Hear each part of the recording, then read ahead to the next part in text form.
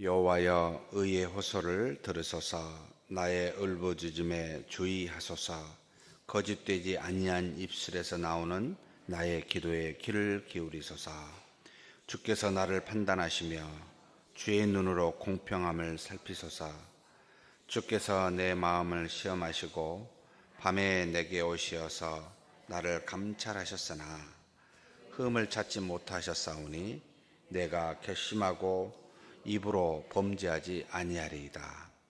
사람의 행사로 논하면 나는 주의 입술의 말씀을 따라 스스로 삼가서 포악한 자의 길을 가지 아니하였사오며 나의 걸음이 주의 길을 굳게 지키고 실족하지 아니하였나이다. 하나님이여, 내게 응답하시겠으므로 내가 불렀사오니 내게 귀를 기울여 내 말을 들으소서. 주께 피하는 자들을 그 일어나 치는 자들에게서 오른손으로 구원하시는 주여, 주의 기이한 사랑을 나타내소서. 나를 눈동자같이 지키시고 주의 날개 그늘 아래에 감추사 내 앞에서 나를 압제하는 악인들과 나의 목숨을 노리는 원수들에게서 벗어나게 하소서. 그들의 마음은 기름에 잠겼으며 그들의 입은 교만하게 말하나이다. 이제 우리가 걸어가는 것을 그들이 애워싸서 노려보고 땅에 넘어뜨리려 하나이다. 그는 그 움킨 것을 찢으려 하는 사자 같으며 은밀한 곳에 엎드린 젊은 사자 같으니이다. 여호와여, 일어나 그를 대항하여 넘어뜨리시고 주의 칼로 악인에게서 나의 영혼을 구원하소서. 여호와여, 이 세상에 살아있는 동안 그들의 분깃을 받은 사람들에게서 주의 손으로 나를 구하소서. 그들은 주의 제물로 배를 채우고 자녀로 만족하고 그들의 남은 산업을 그들의 어린 아이들에게 물려주는 자니이다. 나는 의로운 중에 주의 얼굴을 배우리니 깰 때 주의 형상으로 만족하리이다. 아멘. 다윗의 시편 16편은 어쩌면 자신의 죄악, 자신 안에서 오는 어려움을 하나님 앞에 나아가 기도하며 호소하며 곧 하나님을 온전히 믿고 하나님 앞에서 일어서는 그와 같은 믿음의 고백을 한 시편이라면, 여기 17편은 자기 안이라기보단 자기 밖에서 오는 원수와 대적으로부터 자신을 구원해 달라고 하나님께 호소하는 시편입니다. 나는 하나님 앞에 이 억울함을, 그러니까 원수들로부터 당할 만한 이유를 갖고 있지 아니한데, 하나님, 지금 내가 잃은 억울함을 하나님께서 아시고 내 기도를, 내 부르짖음을 듣고 구원해 달라는 그런 호소를 하고 있습니다. 1절에서부터 5절까지는 나의 억울함에 귀를 기울여 주시라고 호소하는 내용이 주를 이루고 있고, 그리고 6절에서 9절까지는 항상 피한 자에게 구원을 주시는 하나님께서 기이한 사랑을 자신에게 나타내사 원수들에게서 자신을 구원해 달라고 간구하는 내용이 두 번째 부분으로 나와 있고, 10절에서 12절 세 번째 파트로는 악인들의 행함이 어떠한지 보십시오. 이와 같이 악인들이 행하고 있습니다 라고 악인들의 행적에 대해서 이야기하고, 마지막 네 번째 부분으로는 13절에서 15절입니다. 그런 억울함을 당한 자신을 하나님께서 구원해 주시라고, 그리고 자기는 오직 여호와 얼굴만 배웠고 주의 형상으로 만족하는 그런 자 되기를 원합니다. 믿음의 고백을 하면서 마지막 그렇게 시편을 마무리하고 있습니다. 첫 번째 파트, 억울한 일을 당할 만한 이유가 없는데 억울함에 귀를 기울여 달라고 이렇게 기도하는 장면이 나타납니다. 1절에 보니까 세 가지 측면으로 표현합니다. 호소하는 것, 울부짖는 것, 거짓 없이 입술로 기도하는 것, 하나님이 들어 응답해 주시라고. 우리가 여러 가지 아픔과 고통을, 특별히 억울한 일을 외부의 어떤 사람으로부터, 어떤 환경으로부터 당하게 되면 참 호소하게 되죠. 울부짖게 됩니다.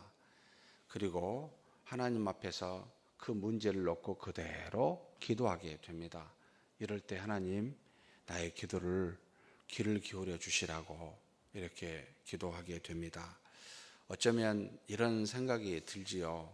도대체 하나님은 어디 계시기에 이런 일을 아무 잘못도 없는 내가 당해야만 합니까?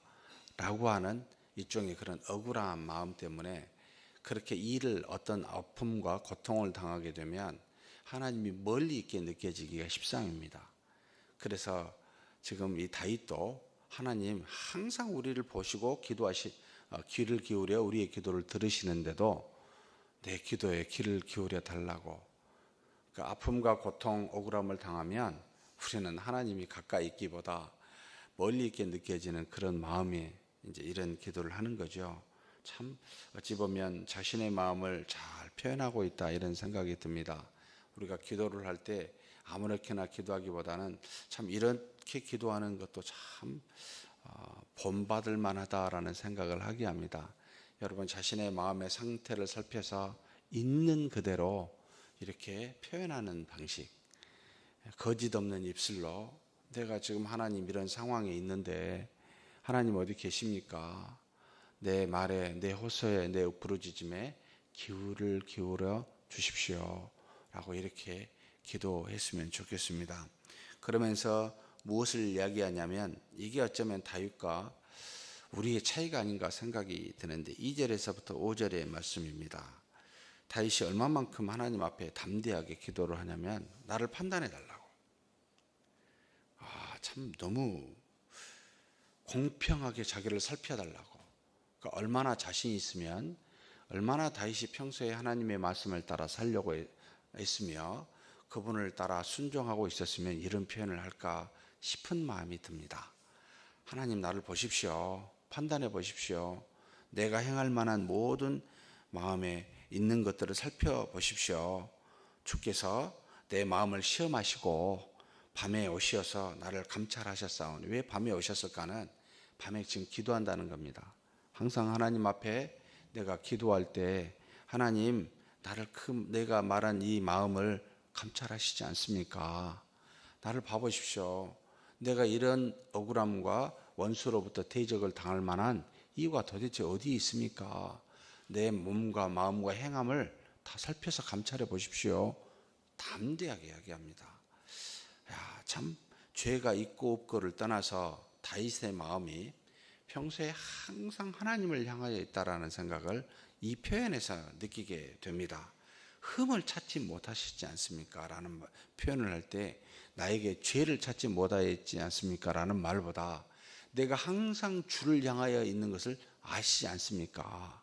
라는 표현입니다. 하나님, 내가 연약하고 잘못한 것도 많지만 그래도 나는 항상 주님을 향해서 주님 앞에 나아가 이렇게 기도하며 늘 있는 그런 나를 좀 살펴봐 주십시오 라고 담대하게 이야기합니다. 사랑하는 성도 여러분, 이런 사람이었으면 좋겠다.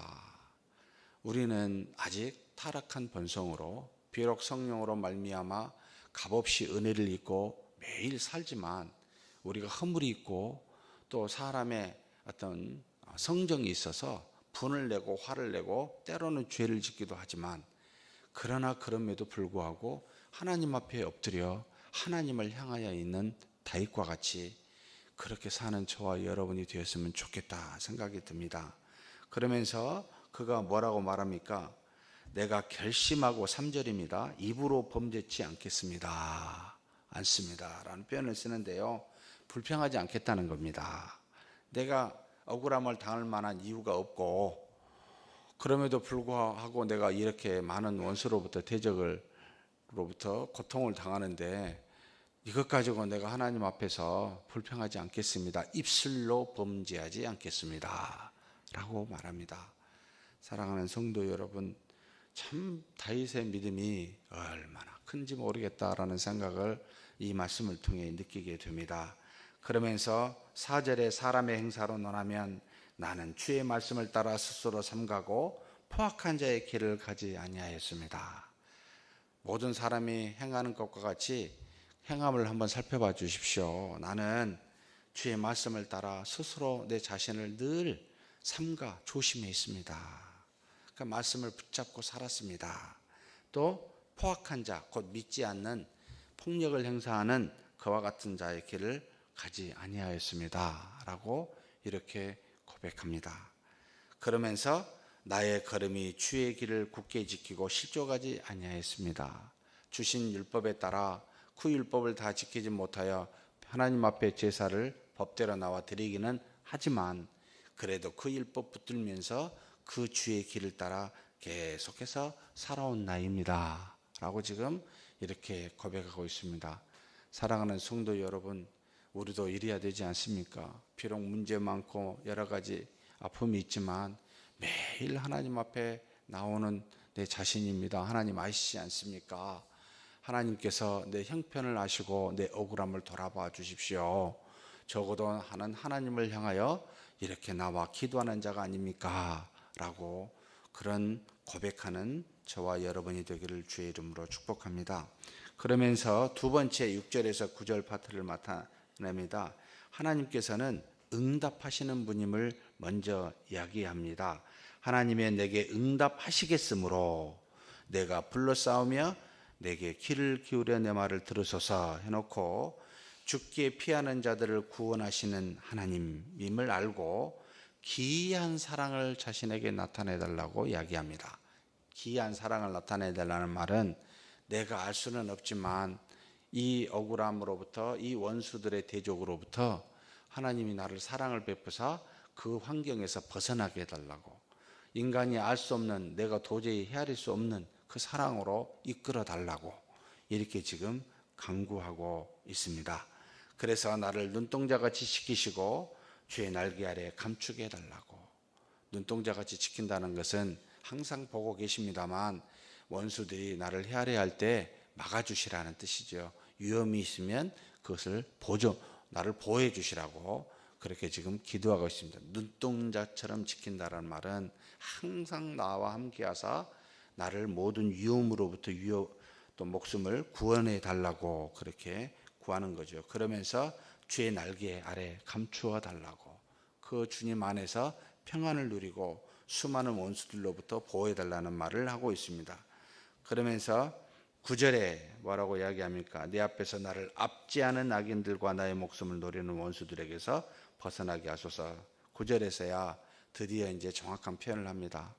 내가 지금 압제하는 사람들, 또 원수들, 이런 악인들로부터 자기를 구원해 주시라고 지금 기도하고 있습니다. 사실 9절이 이제 본론적으로 본인이 말하고 싶은 그와 같은 내용입니다. 그런데 어찌되었든 그렇게 자기를 헤아려는 사람들로부터 구원해 달라는 그 기도를 그렇게 하나님 앞에 드리고 있습니다. 그러면서 10절에서 12절에 이 자신을 헤아려는 악인들의 행함이 어떠한지를 말해주고 있습니다. 그들의 마음은 기름에 잠겼고 그들의 입은 교만하다라고 말합니다. 마음에 기름에 잠겼다라는 것은 세상의 좋은 것에 취해 있다라는 것이고, 그들의 입은 교만하다 말은 하나님이 이 땅에 없고 이 땅에 힘 있는 자가, 많이 가진 자가 최고다라고 말하는 자들 아닙니까? 그래서 결국 하나님을 두려워하지 아니하고 세상의 힘을 가지고 자기를 넘어뜨리려고 하는 수많은 원수들이 존재하고 있음을 말하는 거지요. 그러면서 그들은 나를 에워싸고 노려보고 넘어뜨리려 하는 자들이다. 마치 은밀한 곳에 엎드려서 우리를 위협하고 찢으려는 사자와 같이, 사자처럼 무언가를 먹기 위해서 해하려는 자들과 같이 악인들이 자신을 그렇게 해하려고 에워싸고 노려보고 넘어뜨리려 하고 있습니다. 아마도 압살롬을 말하는 건지 아니면은 자신을 헤아려 했던 사울왕을 말하는지는 모르겠습니다. 다윗이 외부의 적으로 인해서 고통을 당할 때 이렇게 악인들의 행함이 어떠한지를 하나님 앞에 호소합니다. 여러분, 우리가 기도할 때도 이런 기도를 하는 것도 참 바람직합니다. 세상에 하나님이 이와 같습니다. 나의 원수들이 이렇게 행합니다. 이러이러한 모습을 보이고 있습니다. 이들로부터 나를 구원해 주십시오 라고 악에 대해서도 여러분이 낱낱이 하나님 앞에 고백하는 것도 아주 중요한 기도의 요소 중에 하나입니다. 마지막으로 그러면서 구원해달라는 간구를 13절에서 15절에 다시 구체적으로 하고 있습니다. 여호와여 일어나 그를 대항하여 넘어뜨리시고 주의 칼로 악인에 의해서 나의 영혼을 구원하소서.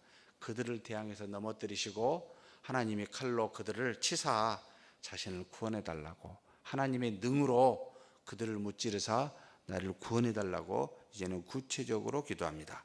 그러면서 또한 이 원수뿐만 아니라 원수와 더불어서 분깃을 나누는 다른 사람들로부터도 나를 구원해달라고. 이 말은 지금 다윗이 원수가 한둘이 아니게 보입니다. 다윗이 아마도 사울이라면 사울과 함께 있었던 자신을 대적한 수많은 사람들을 동시에 말하는 듯이 보입니다. 자기를 헤아려는 사람들이 그 원수뿐만 아니라 원수와 더불어 분깃을 나누는 사람들이기에 그들로부터도 나를 구원해달라고 구체적으로 기도합니다. 그러면서 그들은 세 가지 특성을 가지고 있습니다. 자신들의 배를 재물로 채우는 사람들입니다. 그리고 두 번째로 자기가 낳은 자녀를 최고로 알고 그것으로 만족하는 사람들입니다. 세 번째로 이 땅에서 가지고 있는 산업이 있다면 자기 자녀에게 물려주는 자입니다. 그러니까 이 말은 하나님과 상관없이 사는 사람들이라는 거예요. 물질이 최고입니다. 물질을 가지고 있는 걸 자녀에게 주려고 하는 사람들입니다. 그리고 그것으로 기쁘고 즐겁게 계속해서 자녀 대대손으로 그와 같은 모습으로 살려고 하는 자들입니다 라는 뜻입니다. 여러분, 하나님을 모르는 자는 세상에 이렇게 살아갑니다. 자기 배에 재물을 채우고 재물로 자녀에게 주고 그것으로 대대 후손으로 살게 하려는 목적을 갖고 삽니다. 근데 우리는 그게 아니잖아요. 우리는 하나님의 살아계심을 알고 있지 않습니까? 그러면 하나님이 가장 큰 재산이요 가장 큰 우리의 기업인 줄 알고 우리가 그것으로 즐거워하고 우리 자녀들에게도 그것을 주려고 애쓰는 자들이 아닙니까? 하나님이 그들을, 나를 원수들은 그런 사람들입니다, 하나님 물리쳐 주십시오 라고 말하면서 15절에 매우 중요한 고백을 합니다. 나는 의로운 중에 주의 얼굴을 배우리니. 지금 다윗이 이와 같은 상황에서도 주님의 얼굴을 뵈려고 항상 애쓰고 주의 형상으로 만족한다. 다윗이 내가 주신 은혜로 왕으로 만족하고 즐거워하는 게 아니고요, 하나님 한 분으로 내가 주의 얼굴을 배웠고 주님의 형상으로 만족합니다. 이것이 자기에게 가장 큰 기쁨임을 고백하고 있습니다. 이런 믿음을 갖고 있는 나에게 원수들로부터 하나님 구원해 주십시오 라고 기도하는 다윗입니다. 우리도 다윗과 같이 주님 한 분으로 말미암아 즐거워하고 그것으로 말미암아 하나님께 나가고, 그래서 우리를 모든 세상의 악함으로부터 구원해 달라고 기도하는 저와 여러분이 되기를 주의 이름으로 축복합니다. 하나님 아버지, 감사합니다. 우리가 원치 아니한 아픔과 고통을 원수들로부터 당하게 되고 더군다나 아무 잘못이 없음에도 불구하고 억울하게 당할 때가 있음을 고백하게 됩니다. 하나님, 우리의 호소와 울부짖음과 거짓 없는 입술에서 나오는 기도에 응답하여 주시옵소서. 우리를 시험하사 감찰하여 주시고 하나님께로만 항상 나아가 기도하고 있는 것을 보시사 정말로 하나님 앞에서 비록 연약하고 죄악된 모습이었지만 그러나 하나님을 향한 우리의 믿음을 아시고 우리를 원수들로부터 악으로부터 보존하여 주시옵소서. 다윗과 같이 오직 주의 얼굴만 뵙고 주님의 형상으로 만족해 하사 그것으로 기뻐할 때 하나님, 우리 주변에 있는 악은, 세상으로부터 오는 수많은 대적은 하나님께서 물리쳐 주시고 하나님의 뜻을 따라 살아가도록 우리를 지켜 주시옵소서. 우리 주님 예수님의 이름으로 기도하옵나이다. 아멘.